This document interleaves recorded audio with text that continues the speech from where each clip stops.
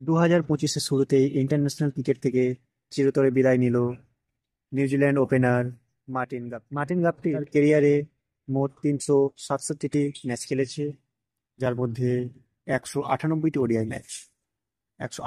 ODI match খেলে 7,346 run সংগ্রহ করেছে, যেটি তার দলের হয়ে তৃতীয় সর্বোচ্চ রান।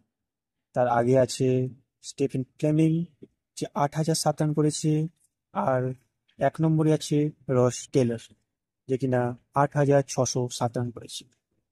টি-20 ক্রিকেটে মার্টিন গাপটিল 122টি ম্যাচ খেলে 31-এর এভারেজে 3,531 রান সংগ্রহ করেছে।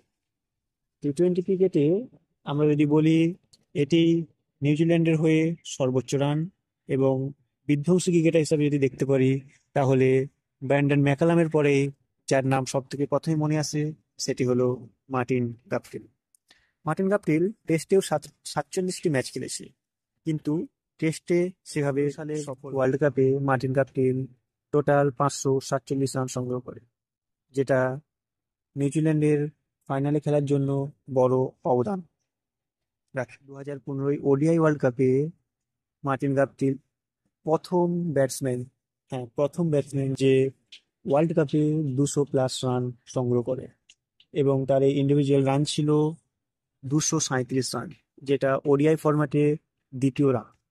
1 নম্বরে আছে Rohit Sharma. Martin Guptill international ক্রিকেটে লাস্ট খেলেছিল অক্টোবরের 2022।